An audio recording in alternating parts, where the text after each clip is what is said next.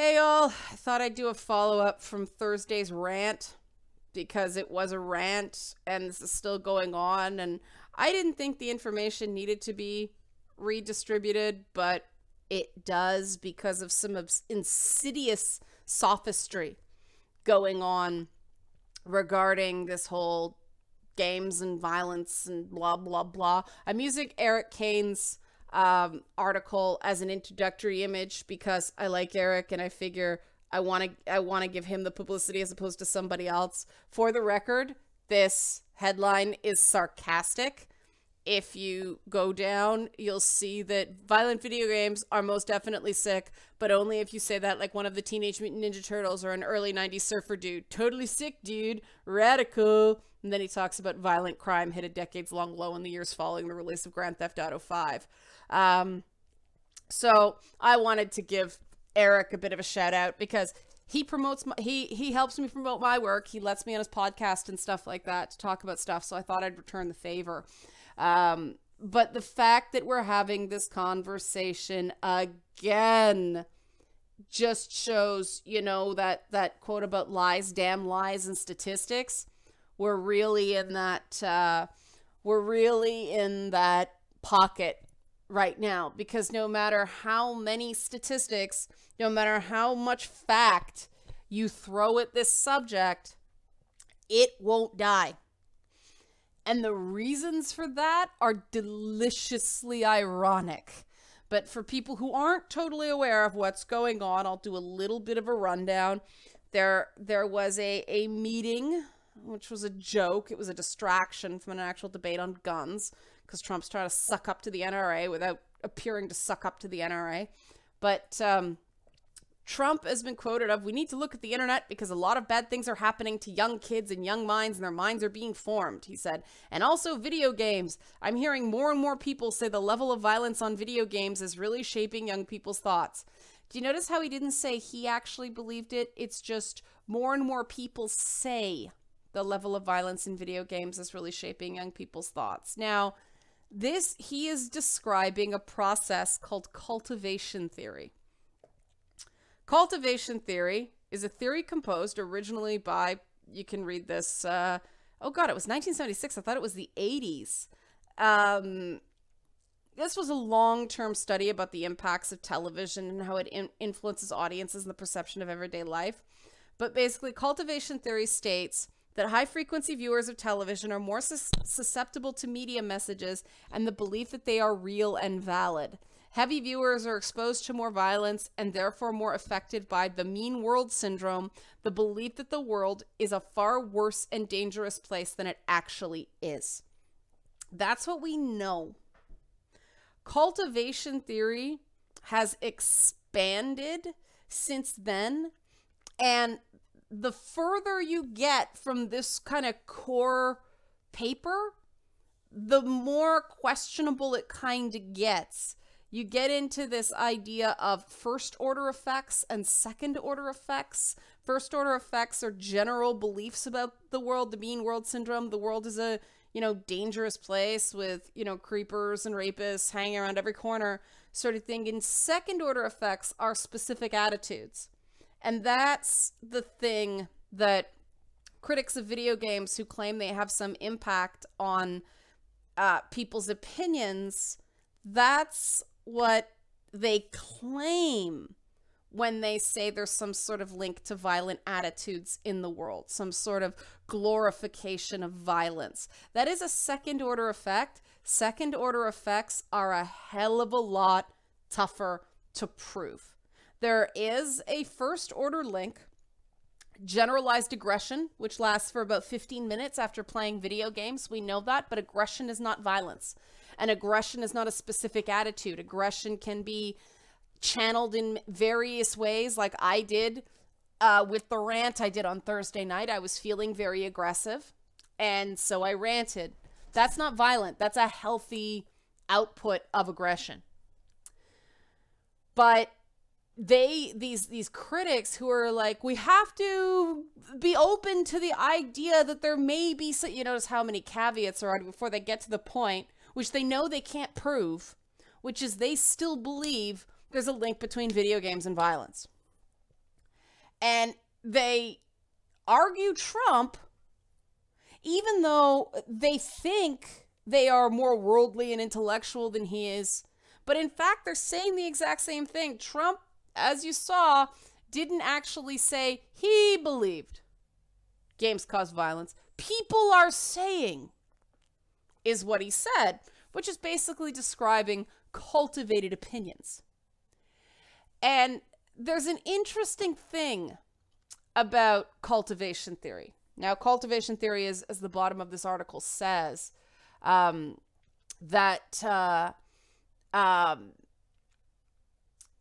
think it's this article that says it. Anyway, cultivation theory is one of the more controversial elements of mass communication theory. There, especially when you get into those second order effects, because they can't actually tell if a person, if it's a feedback loop, if people just consume media that confirms their pre-existing opinions, which means it's not cultivated, it's sort of a self-cultivated effect. Now, I find the stuff about television with first order effects of mean world syndrome quite compelling. I actually agree there's something to that, and this is why. We are in a paradigm right now where even though all of the facts, the nutritious brain food says there's no link. And the problem is that you can't prove a non-event, which is exactly what these culture critics are asking for. Show me that there is absolutely no possibility that video games cause violence. Well, we can't do that. Study after study after study after study can't find a link.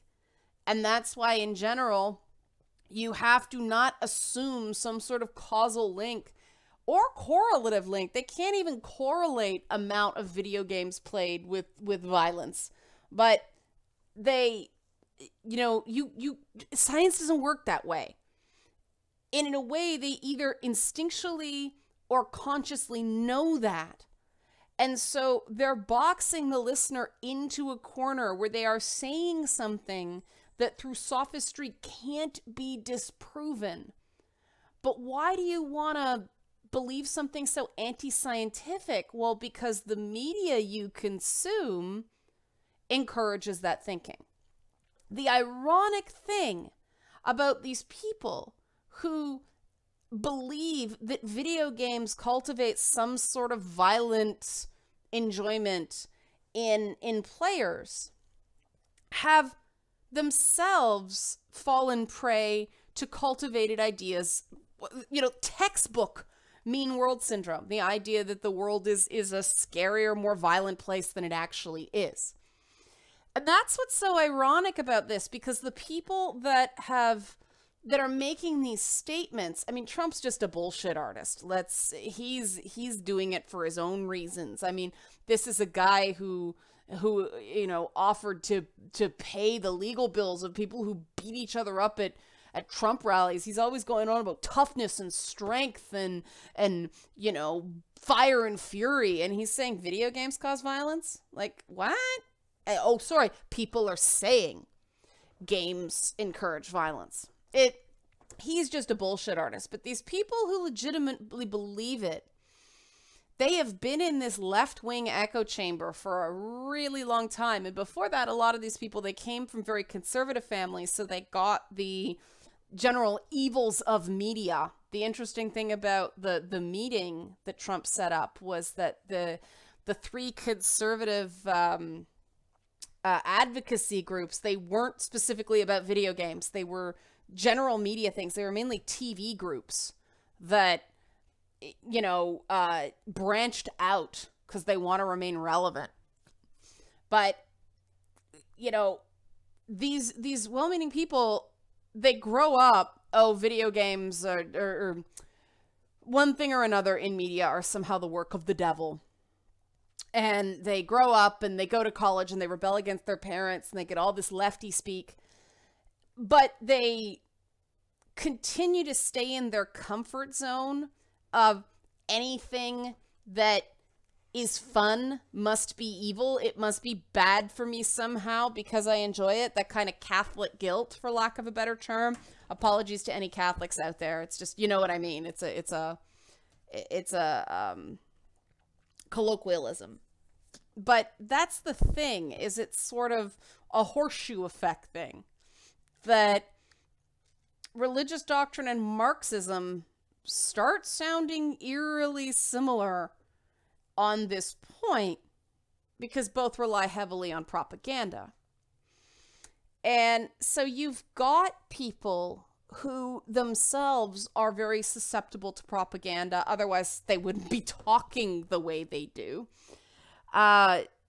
Believing that everybody thinks exactly like them. And a lot of people, it's reasonable to make that assumption, even though it's inaccurate. The more people I meet, the more I realize how fundamentally different people come at certain things. And that's why I am more interested in the reason someone thinks something than their eventual conclusion. And it always frustrates me when somebody won't talk about it. Like, I don't care what your conclusion is. Why do you think that way? You know, I don't care who you voted for in the last election down in the US. Why'd you vote for them? Because, you know, talking to people who voted Trump, people like, well, you're talking about both ends of your mouth. But no, I can see why they think that way. I don't agree with the choice they made, but it wasn't my choice to make. You know, I see the logic in their choice, even though there's some buyer's remorse going on out there. The thing about video games and violence is that as long as, you know, the dog that's always barking up the wrong tree is never going to catch the squirrel. And these people seem traumatized, understandably, by the violence that persists in our world. But we're not going to solve it by hitting easy targets, you know, pardon the pun, on gun issues. And this whole video game debate that we keep having again and again and again and again, and to call it a debate gives it too much credit. It's a whipping boy. It's a sacrificial lamb. It's a scapegoat. It's not actually a discussion, because the discussion is brief. There's no evidence of what you say. And then the other side says, yet! And you can't go anywhere with that.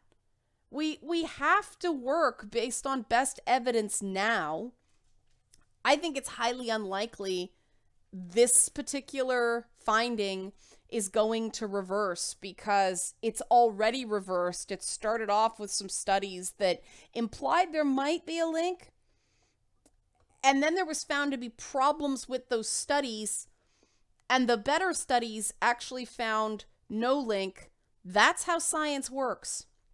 And so scientists can now say, with a high degree of certainty, temporary increase in aggression, no long-term, even remotely permanent links to increased violent behavior. You know, if you can't believe science that's sound, you might be somebody who doesn't believe in things like gravity or the earth being round as well. I mean, people might say, oh, that's not a fair comparison. Well, yes, it is. You know, what some people are doing with video games is finding a few exceptions of somebody doing a spacewalk where there's no gravity and going, look, gravity isn't real, it's just perception. Some people are going to say you're making light, you're making fun. No, I'm not. I'm terrified that people have intellectual blinders on this topic, because we know the science, we know the science, we know the science. And people like, but I feel it must be wrong. All right, prove it. When you can prove it, come back and talk to me then, because until then, opinions are like assholes. Everyone's got one. And the whole idea of legislating for the comfort of a particular minority is not you know, it's not the idea of maximum freedoms for maximum people. And by minority, I mean minority opinion. And, you know, this is where we get to the checks and balances of rights of the minority that groups like this, group like these television parent councils and things like that, they exploit them because they really have no sound. There's no sound argument based on cultivation theory.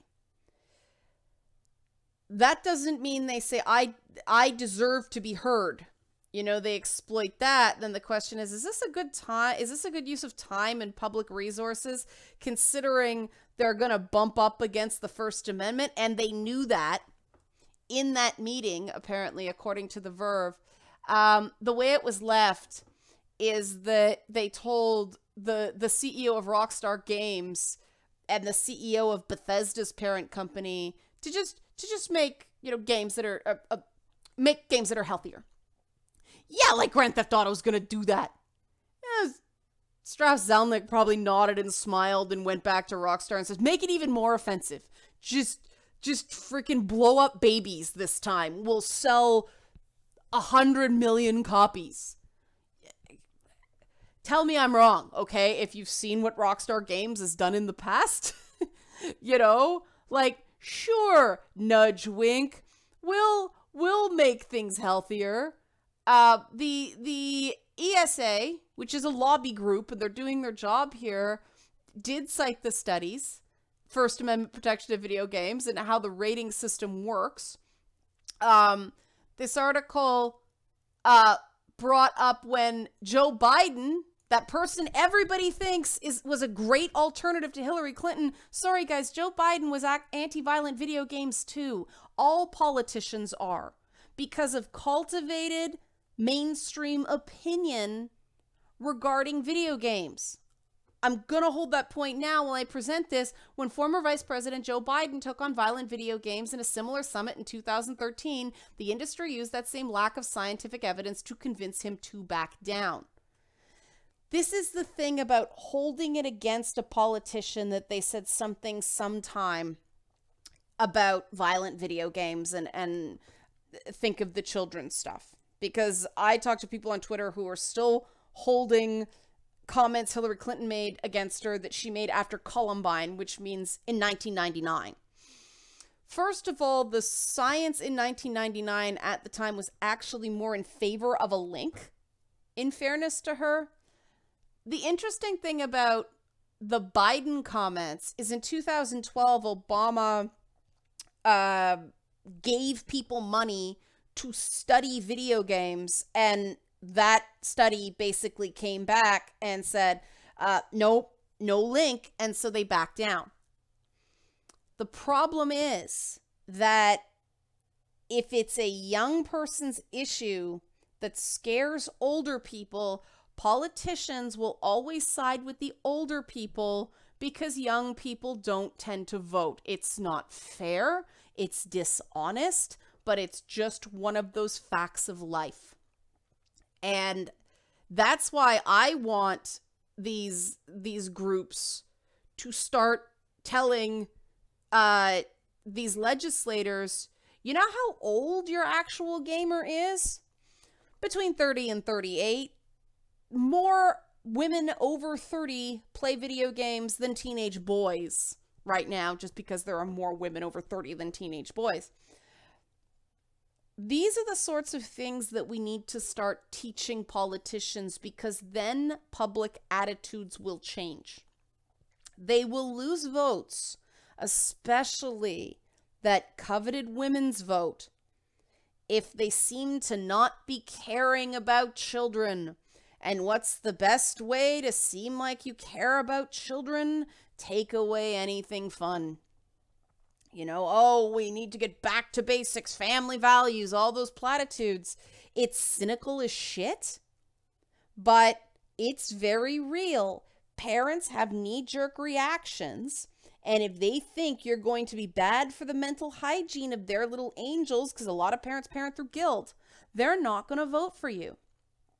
And I would be hard-pressed to find a politician who hasn't made a comment about video games, including our Prime Minister up here, Justin Trudeau, who is young enough to know better. I know he knows better, but it's easy to say, oh, you know, violent video games or misogynist video games because media, television, has cultivated that mainstream opinion. And this is the thing. People who are like, well, there's no link, cultivation theory is a hunk of junk. No, it's not a hunk of junk, because the reason we're still having this discussion is that television has cultivated the mainstream idea that video games somehow cause violence. Maybe kind of, sort of, we got to talk about it. And this is important to understand, because this is the challenge we're facing here. The only way to change that cultivated opinion is to change the message that comes out of people's TV sets. And the only way to do that is to get access. But every time one of these political scare jobs happens, everybody reverts into their bunkers. I had it happen last week. People were all good to go on a documentary idea, and then all of a sudden, they put on the brakes so fast, they started talking to me about 1-hour dramas. That's what happens. People freak out because there's no point in them wasting their time pitching shows that nobody's going to want to make. And I'm kind of surprised there isn't more stuff on Netflix and Amazon or stuff like that based on the audience. But again, they're kind of like, the idea is that people who play video games just want to play video games. They're not terribly interested in watching content about video games. And so it's too niche and there isn't a large enough audience. I think they don't realize how big the video game audience actually is. But also they think it's a bunch of kids. I have had meetings lately where they say, we want millennials. I said, what's a millennial? What's a millennial to you? And they can't tell me. They hum and haw and this, because, you know, the oldest millennials now are in their 30s. We can't treat millennials like dumb kids anymore. They're actually talking about, you know, Generation Z or Z that they haven't got a real name for yet. But, you know, millennials are adults now. The older cohort of millennials. We can't talk about millennials. Millennials are having families. And so this perception of millennials being a bunch of dumb kids who only want, you know, stuff that Coke and Pepsi can market to, that's not true anymore. And millennials, like every demographic, wants stuff that appeals to them. And so, you know, you see shows, some procedural dramas who want to be hip with the kids, they'll do something on esports, you know, esports, because this somehow, oh, it's sports. We understand this. Oh, video games are legitimate now. People are making all this money. Look, the stadiums, everything like that. What is it? Oh, it's popular. Therefore, it's somehow good. But esports isn't all of video games. Those poor kids who prefer like the sword and sorcery stuff and playing D&D on weekends are still social pariahs because it's not sports. That's where I'm kind of torn about esports. I think it's a great ambassador for video games. It's normalizing it in a way, but it's normalizing it through the paradigm of sports. We need more content about video games aimed at women, aimed at those moms who are terrified as being seen as bad moms. We need more stuff in the media geared to moms that makes them less afraid. We need to counteract gaming mean world syndrome. And this is really important. And it's something, you know, the ESA should be getting on, but it's also something that the video game publishers should be taking a good hard look at, working with people like me who want to be advocates, who want to be ambassadors for gaming. And I mean, I am really surprised that more people don't want to take a chance on a gaming show, because I'm like, look, I'm the same age as these moms that are scared for their teenagers. You know, I can talk to them as a peer, and I can recognize, no, I don't have kids, because I completely understand the fear. You know, I understand you want to be good parents and you don't want to do something that's going to rot your kid's brain. And I think that's wonderful. Let me show you all the good things video games do.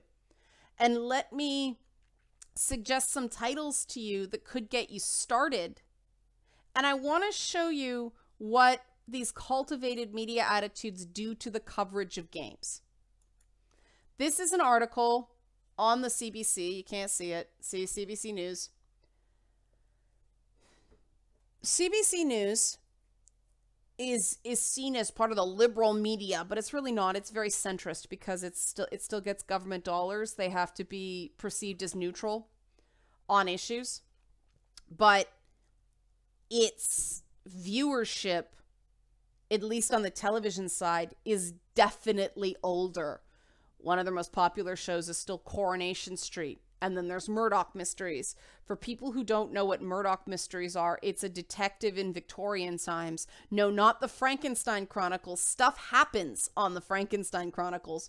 Murdoch Mysteries is kind of bloodless, and everyone's very nice, and it's very genteel. It's, you know, that playing into that myth of it was a nobler time back in Victorian eras where women couldn't vote or own property, and we had child labor all over the place. You know, it was a better time.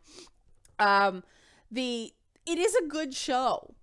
I mean, I'll sit down and watch it every so often and get a chuckle, and the characters are very likable. No dog in Murdoch Mysteries, but there ain't no Blackish on the CBC. Kim's Convenience is an anomaly, and man, I wish there was more. But Kim's Convenience gets by because it plays off that generation gap. You know, you've got a Korean Archie Bunker in that show, and it's a brilliant show, but that is the closest we get. And so we get these articles like this on the Discovery Tour mode in Assassin's Creed Origins. And the article's very positive, but you wouldn't guess that by the title. It has to be a question. Assassin's Creed video games are steeped in history, but how educational are they? And so I expected there to be a back and forth. Based on that article, I was like, how is anybody going to argue that there isn't an educational element to Assassin's Creed? And so I started looking, where's the counterpoint? Where's the counterpoint?